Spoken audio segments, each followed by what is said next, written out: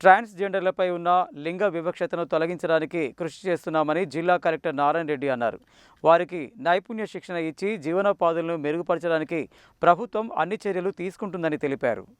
కేంద్ర విదేశీ వ్యవహారాల శాఖ ఆధ్వర్యంలో శ్రీలంక మీడియా ప్రతినిధుల బృందం గత నెల 24 నుండి ఈ నెల 7 వరకు హైదరాబాద్లోని డాక్టర్ మర్రిచెన్నారెడ్డి మానవ వనరుల అభివృద్ధి సంస్థలో శిక్షణ నిమిత్తం మన దేశానికి వచ్చింది. 15 రోజుల శిక్షణలో భాగంగా శ్రీలంక మీడియా బృందం ముందుగా హైదరాబాద్, వరంగల్, జహీరాబాద్ తదితర ప్రాంతాల్ని సందర్శించింది. శుక్రవారం నల్గొండ జిల్లాకు రాగా నల్గొండ జిల్లా నాగార్జున సాగర్లోని విజయ విహార్ వద్ద శ్రీలంక పాత్రికేయ బృందానికి మిర్యాలగూడ ఆర్డీఓ శ్రీనివాసరావు, నల్గొండ జిల్లా సమాచార శాఖ సహాయ సంచాలకులు యు వెంకటేశ్వర్లు పూల బొకేలతో స్వాగతం పలికారు. ఈ సందర్భంగా బుద్ధవనం, నాగార్జునకొండ, నాగార్జున సాగర్ ప్రాజెక్టు, నల్గొండ జిల్లా వివరాలను ఆర్డీఓ, ఏడీలు శ్రీలంక పాత్రికేయ బృందానికి వివరించారు.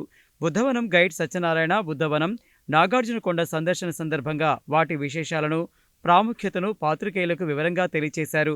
Nagarjuna Sagar project assistant engineer Satyanarayana project వివరాలను తెలియచేయగా పెద్ద ఊర డిప్యూటీ తహసీల్దార్ శరత్, ఆర్ఐ శ్రీనివాసరెడ్డి తదితరులు ఈ బృందం వెంట ఉన్నారు.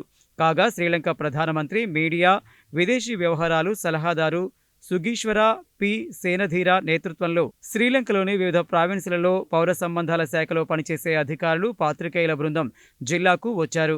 డాక్టర్ మర్రిచెన్నారెడ్డి మానవ వనరుల అభివృద్ధి సంస్థ director general doctor Shashank Goyal ఈ 15 రోజుల శిక్షణ కార్యక్రమాన్ని రూపొందించడం జరిగింది. కోర్సు డైరెక్టర్గా డాక్టర్ ఆర్ మాధవి వ్యవహరించగా faculty doctor K Suresh Kumar Sri Lanka బృందంతో ఉన్నారు.